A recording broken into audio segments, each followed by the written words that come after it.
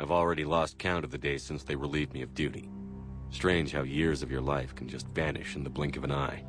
And in a flash, you've got nothing but time. Time to reflect on everything that's happened. Hard to believe it's been only a few years since this all began. We were testing out the Normandy, Captain Anderson's new ship, when the distress call came in. An Alliance patrol on Eden Prime had been attacked. They'd seen something they couldn't explain. And whatever it was massive. I hit the ground with my lieutenant, Caden Olenko. A good kid, loyal, by the book, with a talent for biotics. We came across the lone survivor of the patrol, Gunnery Chief Ashley Williams. A soldier to the core. Tough, disciplined, ready to take on whatever came her way. Ashley joined up with us and took us to the spot where she lost her squad. That's when we saw it. The ship. Like nothing I'd ever seen. It was massive, scorching the colony and everything around it as it blasted away. We followed the path of destruction to an artifact, a beacon left by a long-dead race called the Protheans. The colony had dug it up, and whoever attacked them had tried to take it. Chief Williams made the mistake of getting too close. It hit her with some type of energy. I grabbed her and threw her out of the way. That's when it hit me. Hard. Every muscle in my body went rigid. I couldn't move, could barely breathe. Everything went black. And then I saw something. A vision. Dream. A nightmare. By the time I woke up, we were halfway to the Citadel on our way to meet the Council. I was expected to explain what I'd seen. Anderson came along. So did Adina, our political representative on the Citadel. With those two heavyweights, it seemed reasonable we could persuade the Council that the ship we'd seen was a potential threat, as was the individual behind the attacks. The main suspect for the Eden Prime massacre was a Turian Spectre named Saren. He'd been seen by one of the survivors from the colony at Eden Prime, and there was some evidence to suggest that the ship was connected to Saren. But even Adina's pointed accusations weren't enough to convince the Council. They just couldn't believe one of their chosen elite Spectres could be guilty of something like that. They needed proof, which meant I needed proof. Fortunately, I wasn't alone in my search. Garrus, another Turian, wanted to help. A top agent for Citadel Security. Despite orders from his superiors that he shouldn't get involved, he told me he was suspicious of Saren, and he had some useful leads. More importantly, he was willing to share them. That led me to Rex, the biggest, nastiest-looking Krogan bounty hunter I'd ever seen. He turned out to be more than just a brute. It was his intel that led to a fugitive with incriminating evidence on Saren. The fugitive turned out to be an energetic little Quarian named Tali. A tech expert with a knack for hacking, she'd procured some information on Saren. Evidence that proved Saren was dirty. Tali's evidence proved that Saren was responsible for the massacre on Eden Prime, and that the immense warship we'd spotted was in fact Saren's flagship. But it went much further. Saren was trying to find a way to bring back a race of sentient machines from dark space. Machines allegedly responsible for cleansing the galaxy of all organic life. These Reapers were blamed for wiping out all life 50,000 years ago, including the Protheans, then disappearing back through the mass relays to dark space, leaving no trace they'd ever been. That explained why Saren was after the beacon, and it made some sense out of my visions. But not much else. We couldn't convince the Council that the Reapers were a threat, but they agreed Saren had to be stopped. They stripped him of his Spectre status and gave me the honor of becoming the first human Spectre. My first task? Bring down Saren. Anderson decided to stay behind, giving up his ship, the Normandy. He told me I would need it more than he would. He also pointed me in a direction. Liara, a Prothean expert, adept in biotics, and maybe most importantly, daughter of Benezia, Saren's top lieutenant. And like most Asari, as beautiful as she is intelligent, and born with a unique ability to meld with other species. Liara was able to help me decipher some of the vision the beacon had given me. Nothing concrete, but it gave me some clues. And a new appreciation for the Asari. Her technique for accessing my vision was unexpected, but not at all unpleasant. Ashley was a little concerned about the connection I shared with Liara. As commander, I knew either relationship had the potential to interfere with the mission. I told Liara about how I felt. Apparently, she'd felt it too. But we agreed we wouldn't let it get in the way of our mission. Finding Saren. Thanks to Liara's help, we had our next lead. Venezia. Saren had taken her to Novaria, where he'd enslaved a dangerous race of insect-like creatures, the Rachni. He ordered Venezia to use the same technique Liara had used on me to extract information from the Rachni Queen. The Queen's drones were everywhere, and they weren't happy. We had to fight through hundreds of them to get to Venezia. By the time we arrived, Saren was gone. With the information. I tried to reason with Venezia, but Saren had indoctrinated her. He had somehow acquired the ability to control people's actions and wills. Venezia wouldn't surrender, and Liara was forced to watch her mother die in her arms. And I was left with an angry, dangerous Rachni Queen to deal with. She claimed her drones would do no harm if I released her. But the Rachni had terrorized the galaxy before. I couldn't do it. I wouldn't doom an entire species for past sins. And the Queen was true to her word. She left and took her army of drones with her. With Saren's top lieutenant dead, he was quickly running out of time and places to hide. I tracked him down at his base on Vermeer, but we soon learned it was more than a base of operations. It was a breeding ground. Saren was breeding an army of Krogan. He'd found a cure for the genophage, a disease inflicted on the Krogan to prevent them from breeding and taking over the galaxy. But the Krogan Saren was breeding were slaves, mindless beasts that obeyed Saren's will. I had to destroy the base, and all its research. Rex disagreed. Violently. Rex wanted the genophage cure for his people. I tried to convince him to help me destroy it, that these Krogan weren't real. But he wouldn't back down. Fortunately, Rex is smarter than he looks. He realized this wasn't the way to help his people, and that Saren was the real threat. When we finally got to the center of the base, I realized just how close Saren was to completing his plan. He was already in communication with the Reapers. Sovereign, Saren's flagship we'd all assumed was just a ship, was a Reaper. It spoke to me, threatened me. I could feel the menace it had for every living thing. It wanted me dead. It wanted us all dead. And I knew it was capable of doing just that. What I couldn't understand was why Saren would help it. But there was no time to think about it. Sovereign knew where we were. We had to destroy the base and get the hell out. I split up my team in 2 squads, sending Ash with one and Caden with the other as a distraction. We had a nuke, and we planned to use it. Before we could detonate the bomb, Saren showed up. We fought. I stalled him to make time for my team. And in talking to him, I realized the truth. It wasn't Saren who was indoctrinating everyone. It was Sovereign. The Reaper. And Saren was in deeper than all of them. He tried to convince me he was still in control. Said he found a way to reduce the Reaper's influence, but he was kidding himself. Or believing the lies Sovereign was telling him. Before I could convince him to stop, he ran, leaving me just seconds to extract my squad mates. I tried, but I wasn't fast enough. I could only save one of them. Caden was a good man, and a great soldier. But I had to choose, and I chose Ash. That was the last time Saren would slip away from me. I knew then, the next time we met, one of us would die. With my team mostly intact, we chased Saren and his army to Ilos, a long-lost planet that had once belonged to the Protheans. As we prepared for what we knew would be a desperate fight, I spoke to my crew. We were just one ship, against Saren's growing army.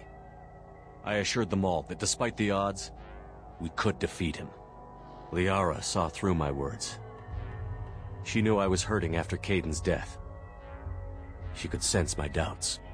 We both knew this mission could be our last. Until that moment, we'd put our feelings aside for the sake of that mission. But why wait?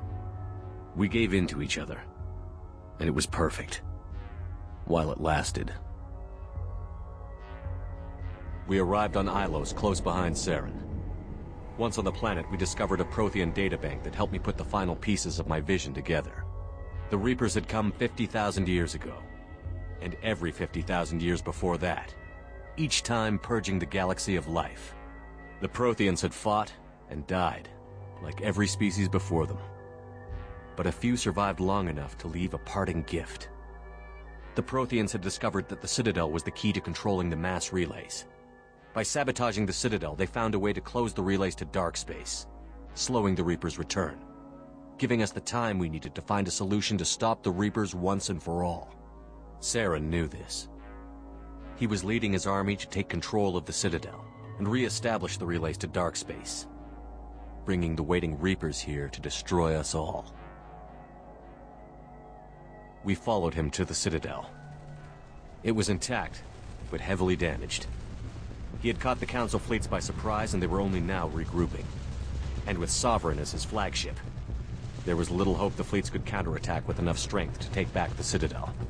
But Saren was done running, and I was done chasing him.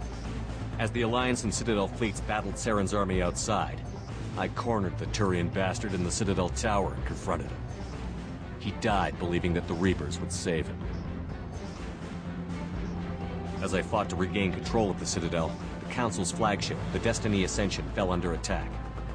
Despite Saren's death, Sovereign and Saren's army continued to fight. The Council was aboard the Destiny Ascension, and they were requesting assistance. But I knew in order to help them, I would have to put our human Alliance fleet in jeopardy. The Council had to be saved. They represented the hearts and minds of the galactic community. Without them, the fleets would be in disarray. Even with the Citadel back in my control, Saren defeated, and the Normandy leading the combined galactic fleet, the battle against Sovereign, a single Reaper, was relentless. It took the combined fleets of humanity and the other races, but in the end, Sovereign fell. But the costs were immense. While humanity's efforts in the war earned us our first seat on the Council, it was a hollow victory. The Reapers were still out there. I knew the fight was far from over, but as the one who'd led the fight against Saren, I was given new responsibilities. The choice of humanity's first counselor was left for me to decide. On the one hand, Udina, the lifetime politician. Ruthless and ambitious, he would easily navigate the political landmines that would soon be put in front of him. The other choice, Captain Anderson, the career soldier. Tough but fair, but a friend, and someone I could trust. Both great leaders in their own right. Anderson didn't want the job, which was a sure sign he'd be perfect for it. No ambition to get in the way. The war was over. The threat had passed. In time, the Council would rebuild itself. The Citadel could be repaired. Even the pain of lost friends would fade. But none of that mattered if the Reapers were still out there. And if they were all as powerful as Sovereign, we had to find a way to stop them. I had to find a way. I gathered my crew, took my ship, and went in search of answers. Officially, the Council would only say I was assigned to cleanup duty, rooting out any remnants of Saren's army. But the Geth and Saren were just the beginning. The Reapers had other plans. A few months after the battle for the Citadel, while we were on patrol, we were attacked by an unknown vessel. Before we knew what was happening, we were disabled and forced to abandon ship. The Normandy was destroyed. We lost a lot of good people. I almost didn't make it myself. Technically, I was as close to death as you can get. By the time my body was recovered, there wasn't much left. The pro-human group, Cerberus, acquired what was left of my body and spent the next 2 years rebuilding me. My memories, abilities, everything. The person in charge of my recovery was a Cerberus agent, Miranda Lawson. Brilliant and efficient. But before I could be completely rehabilitated, the Cerberus facility we were in was attacked. I was forced to fight my way out. In my condition, I should have died. But an ex-Alliance soldier named Jacob Taylor kept me alive. We found Miranda, and we escaped. They took me to meet the elusive man, the leader of Cerberus and the one who had ordered me rebuilt. The elusive man lived up to his name, offering half answers to many of my questions. But he did explain why he had brought me back. He believed I was the one person who could stop the Reaper threat. And he explained that the Reapers had a new ally, an insectoid race called the Collectors, the ones who had attacked the Normandy 2 years earlier. Since that time, they'd been systematically abducting entire human colonies and taking them beyond the Omega-4 relay, a place that no ships other than Collector ships ever returned from. The elusive man wanted me to find out why humans were being abducted, and to end it. In return, Cerberus would outfit me with a rebuilt Normandy, weapons, and a skeleton crew. As long as I agreed to take along Miranda, Jacob, and an illegal AI named Edie. I told the elusive man I wanted my own team, people I knew. He already had a list of individuals that he wanted, people that might be willing to go on a suicide mission, to head beyond the Omega-4 relay and face the unknown. It was an interesting list. Ex-convicts, assassins, experimental scientists. In the end, it was my choice. It would take time and effort to recruit them all, and with more humans disappearing every day, I wasn't sure I should bother. I decided I needed all the help I could get. Recruiting the team took me all over the galaxy. Along the way, I met some old friends. They were quick to join, despite the risks. As for the rest, finding them and convincing them to join me on a suicide mission was difficult. But keeping them from killing each other was next to impossible. They only had to stay alive long enough to complete the mission. I wasn't sure what difference it would make if they were happy doing it. But if we were going to survive this, our best chance was to make sure everyone was working together. I tried to recruit and reconnect with a few of my old squad, but they were suspicious of Cerberus. No doubt why they weren't on the elusive man's list to begin with. Worse, they had moved on. For 2 years, they'd believed I was dead and lost. Now I was headed off on another suicide mission. If things were going to get better between us, it would take time.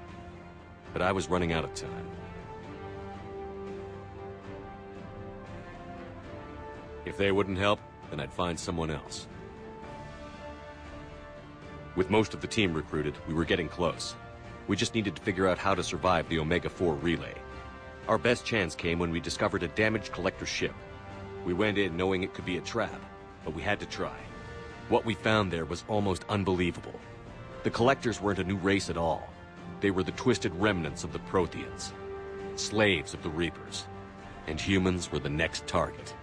The Collectors were abducting tens of thousands of humans for the Reapers, and unless we could find a way to stop them, we'd end up just like the Protheans. We had to escape before we could find out the secrets of the Omega-4 relay, but we were more determined than ever to put a stop to the Collectors.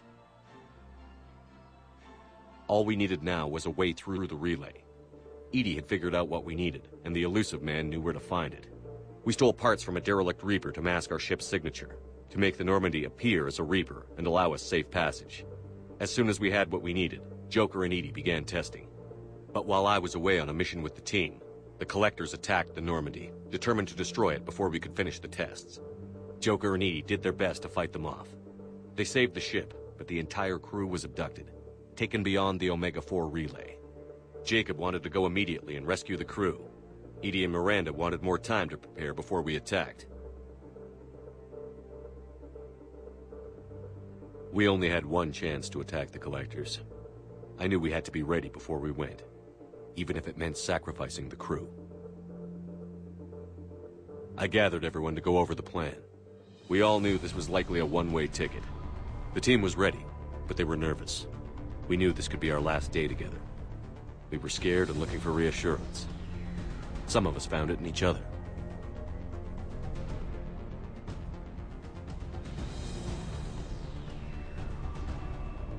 Miranda came to my room to talk, to share her thoughts.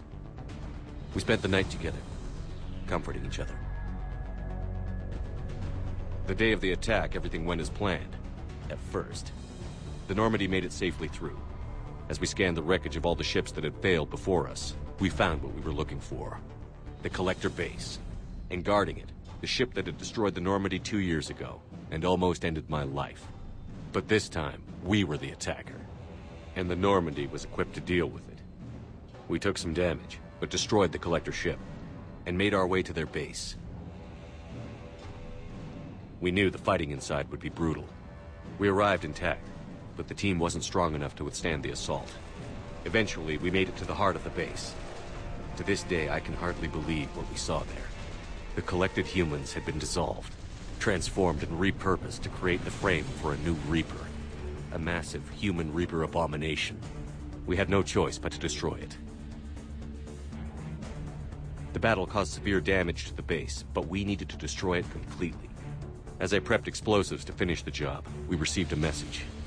The elusive man. He didn't want us to destroy the base at all. He wanted to preserve it. He wanted to study how the humans were transformed into the abomination we'd seen. To use the technology of the Collectors to help defeat the Reapers.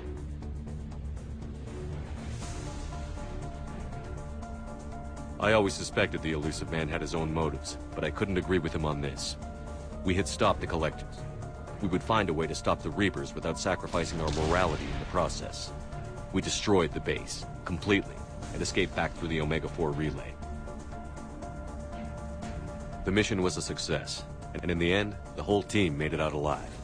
And though the crew was killed before we could rescue them, they didn't die in vain. We stopped the Collectors, and we stopped the Reapers from creating their abomination. And we bought everyone just a little more time. If only there was more time. The Reapers are still coming. Every day a bit closer. I handed every piece of intel on the Collectors and Cerberus over to the Alliance brass. They're not sure what to make of it, but at least they're listening. I just hope they figure out what to do about it soon, before time runs out for all of us.